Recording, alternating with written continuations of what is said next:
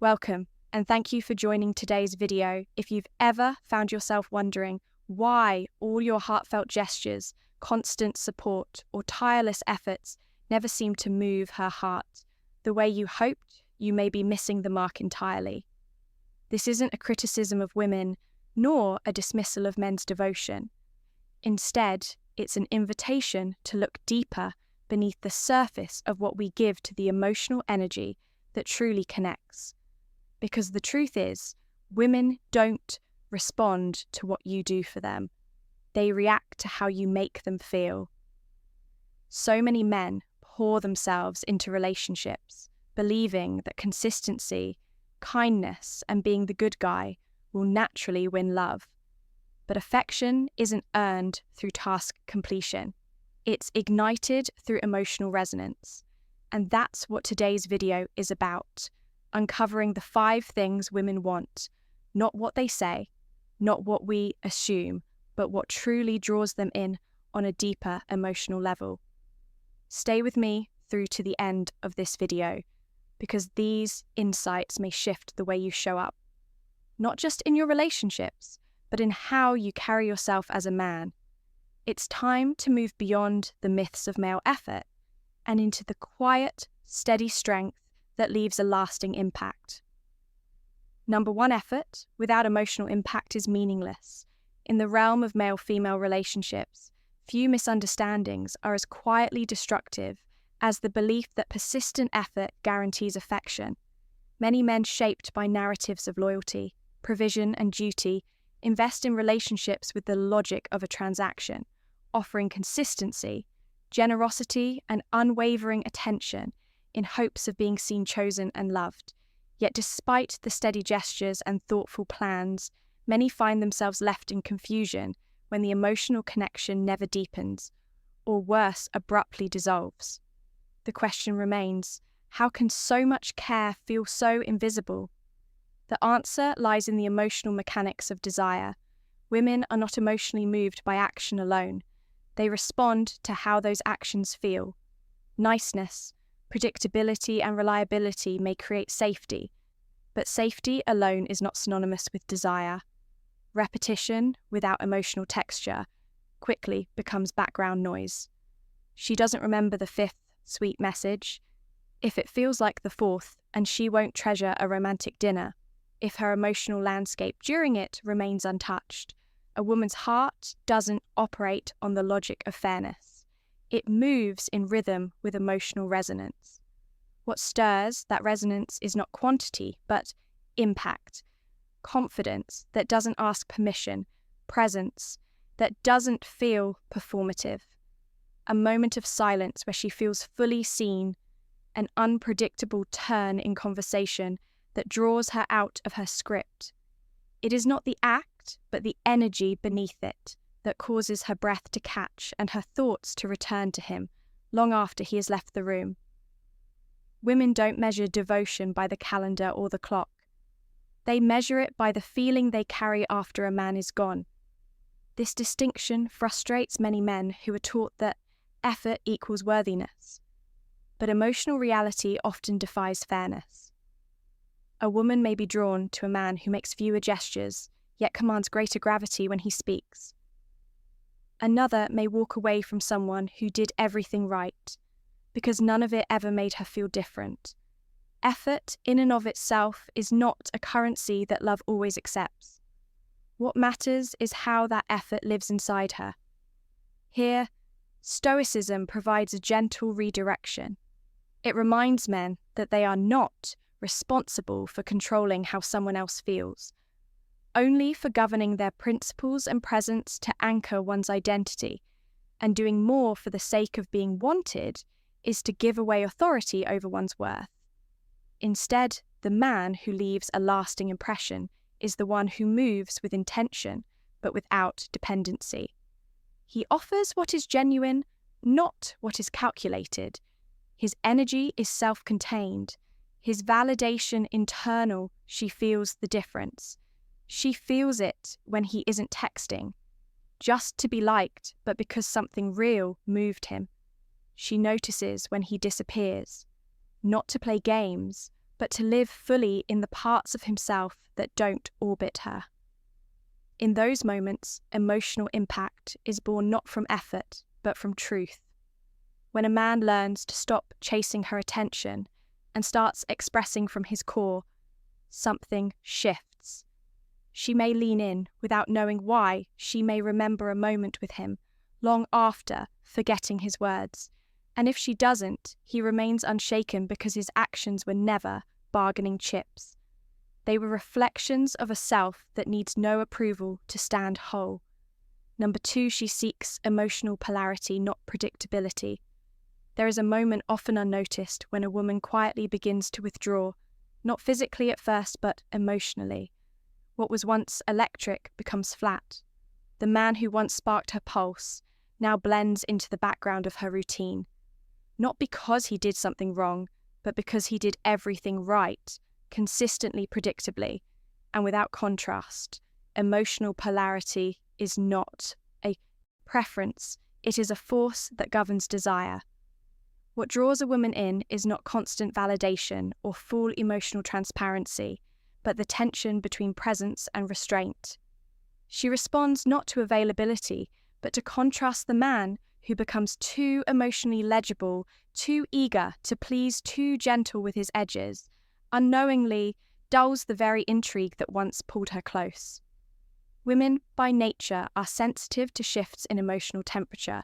When a man presents himself as always agreeable, always accessible, she may initially feel comforted, but comfort without tension soon becomes complacency. She no longer wonders what he's thinking because he has already said too much. She no longer questions where she stands because he has made himself too easy to reach in time. This safety morphs into stillness, and stillness into disinterest. What sustains her fascination is not dominance, but mystery. It is not cruelty, but controlled distance. A woman leans toward the man who doesn't explain himself too often, who doesn't overshare to be understood, who holds parts of himself with quiet authority. His self-control doesn't close the door to intimacy. It creates a frame around it. He leads with intention, not pursuit. He listens more than he reacts, and when he speaks, it is not to convince, but to state these traits, signal strength, not aloofness. They create polarity, not distance.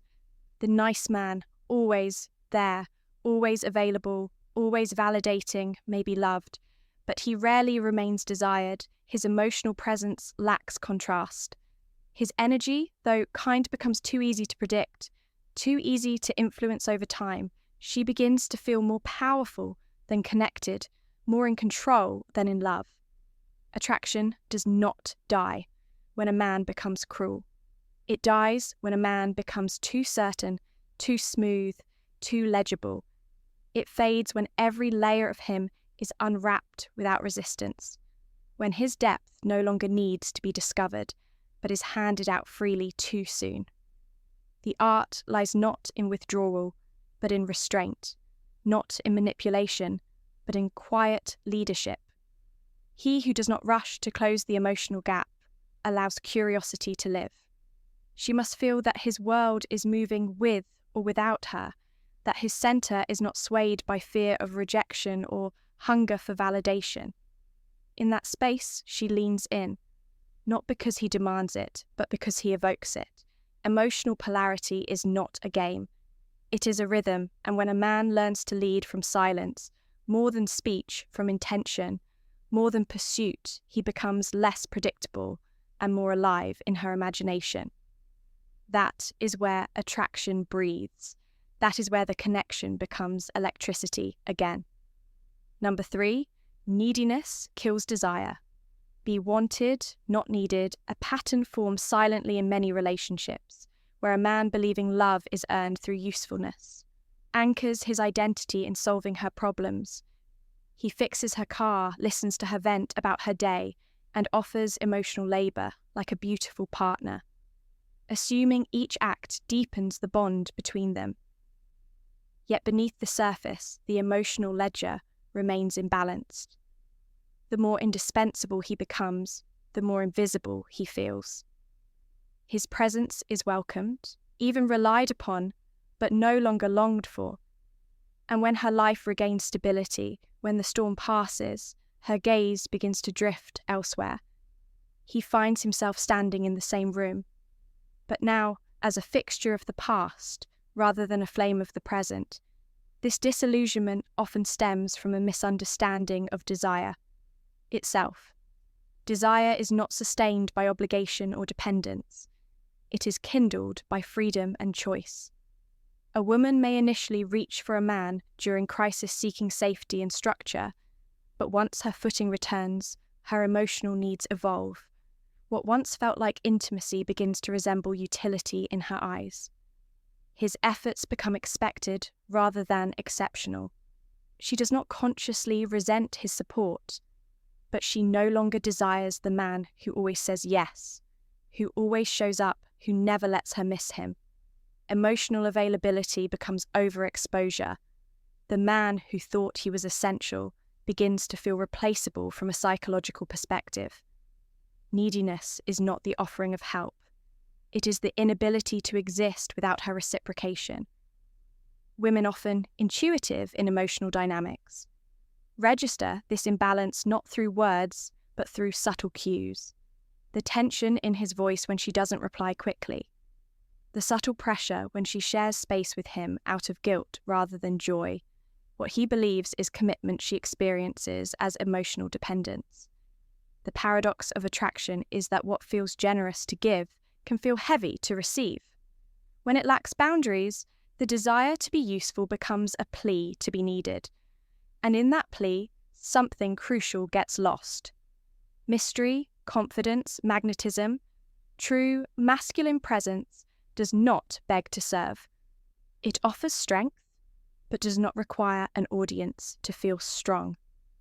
The most captivating men are not those who rush to fill her silences, but those who are content in their own. They do not chase her mood swings, nor do they measure their worth through her validation. Instead, their calm detachment suggests a kind of emotional sovereignty. They are not cold, they are self-possessed. She senses this and feels drawn toward it, not because she needs saving, but because she wants to feel anchored by someone who won't collapse under the weight of her shifting tides. The lesson is not to withhold support or to become indifferent. It is to understand that support should be a gift, not a currency when a man shows up for himself first. Physically, emotionally, psychologically, he no longer seeks confirmation in her reaction, and in doing so, he becomes magnetic, not through what he gives, but through what he embodies. The strength that does not ask to be noticed often becomes the most irresistible. What draws her in is not his ability to rescue her from the world, but his refusal to be consumed by hers. Number 4, emotional detachment power. There is a quiet gravity in the man who does not chase emotions, but commands them a presence that unsettles. Not because it is loud, but because it does not flinch. While many men scramble to appease, explain or adjust to the shifting tides of a woman's moods, the one who holds steady becomes unforgettable. His emotional detachment is not coldness, but clarity, not absence of feeling, but the refusal to let feelings govern him. From an early age, men are conditioned to fix, to prove, to make things right in the face of discomfort. Especially in romantic settings, this conditioning becomes a silent trap. A woman grows quiet and distant, and he leans in. She frowns, he asks what's wrong, adjusts his behavior, and seeks to make her smile again. Yet in doing so, he reveals something he never intended to show his emotional dependence. Women are not drawn to control, but they are attuned to composure. And when they sense a man who remains centered in silence, who doesn't rush to fill every emotional void, a subtle but powerful shift takes place. He is no longer just a man responding to her. He becomes a man defined by something greater: self-respect, emotional regulation, and a deeply rooted identity. She may test him consciously or not to destroy him, but to locate his edges in those moments when warmth is withdrawn or chaos is introduced. She watches for the man who either chases or stays grounded. To detach emotionally is not to build a wall. It is to build a foundation. It is the ability to recognize her emotions as hers and not his responsibility to soothe. It is the wisdom to understand that silence isn't always a threat, that withdrawal isn't always about him, and that his power lies not in fixing what isn't broken, but in being unmoved by what isn't his. To hold a man who cannot walk away loses his power the moment she realizes he won't. This does not mean abandoning kindness or empathy. True emotional detachment coexists with compassion. It simply refuses to trade self-respect for approval. The man who has this balance is rare. He does not posture or perform. His stillness is not passive but intentional. He is kind but not needy, present but not grasping, caring but not dependent on being cared for. In return, she will notice, not because he demands attention, but because he disrupts the emotional patterns that most women have come to expect, while others seek to please. He offers steadiness, while others explain and apologize for their existence. He simply is, and in that grounded presence, he creates a space where respect, not reassurance, becomes the dominant current. There is something undeniably attractive about the man who does not lose himself in pursuit of another. The one who can let go without collapsing, who can stay silent without retreating, who chooses when to engage and when to step away. His detachment is not distance, it is discipline. And that discipline is what makes him unforgettable. For in a world full of men who chase emotions, the man who commands his own becomes magnetic. Not through charm or tactics, but through the simple, powerful truth of being enough as he is, unshaken, unhurried, and unafraid of being alone. Number 5, make her earn you respect. Follow standards, not submission, when a man becomes too available too. Giving too soon, it often leads not to gratitude, but to quiet erosion of interest. Not because women are unkind or blind to kindness, but because human psychology doesn't admire what comes without effort in the realm of attraction. What is freely and constantly given is rarely valued over time. Women, even those who are emotionally intelligent and deeply empathetic, are not immune to this fundamental truth. What costs nothing often feels like it's worth nothing. Many men enter relationships with the belief that being overly generous with their time, energy, and attention will secure affection. They think that showing unwavering loyalty early on will build a connection, but in reality, offering devotion before mutual investment often creates an imbalance if a man gives his all before even understanding what the woman brings to the table emotionally, intellectually, or relationally.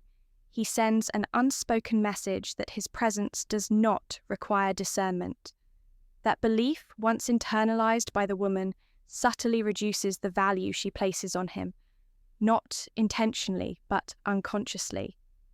It's important to understand that making a woman earn her place in a man's life isn't about creating barriers or playing games. It's about preserving the integrity of one's time and emotional space. A man with strong internal standards doesn't withhold affection out of fear. He withholds it out of principle. He understands that not everyone who enters his life has the capacity or willingness to honor the intimacy he offers.